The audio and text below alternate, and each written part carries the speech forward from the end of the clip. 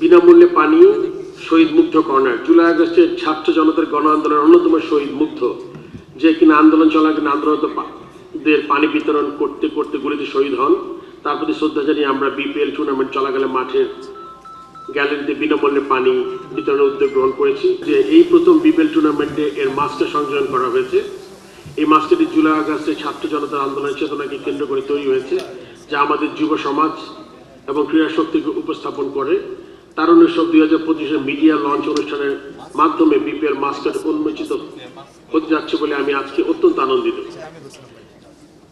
Youth festival, তারুণ্য উৎসব 2025 এবং BPL T20 আয়োজনের নতুন মাত্রা মূলত মাননীয় উপদেষ্টা জনাব আসিম মাহমুদ সজীব ভুঁইয়া একটি উদ্যোগ, যেখানে তিনি চেয়েছিলেন মাননীয় প্রধান উপদেষ্টা ও নোবেলজয়ী প্রফেসর মোহাম্মদ ডক্টর ইউনূসের আন্তরিক উপদেশ ও দিক নির্দেশনা। কারণ আমরা সবাই জানি পৃথিবীর সর্ববৃহৎ ক্রীড়া আসর প্যারিস অলিম্পিক 2024 এর কনসেপ্ট এর উপর ভিত্তি করে আয়োজন করা হয়েছে। পরবর্তীতে মাননীয় প্রধান উপদেষ্টা এবং তার কার্যালয় উদ্যোগকে পূর্ণাঙ্গ প্রদান করে এবং তারুণ্য উৎসব 2025 মাধ্যমে।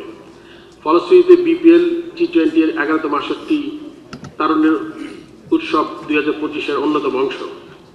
থিম সং, মাননীয় প্রধান উপদেষ্টা কর্তৃক প্রদত্ত মূল শব্দমালা এসব দেশ বদলায় পৃথিবী বদলায় নিয়ে দেশের তরুণ কণ্ঠশিল্প ছাত্র জনতার আন্দোলনে ভূমিকা রাখার র্যাপ শিল্পীদের পরিবেশনে একটি থিম সং তৈরি হয়েছে, যা জুলাই আগস্ট ছাত্র জনতার আন্দোলনের চেতনা ও ক্রিকেট উন্মাদনাকে তুলে ধরেছে।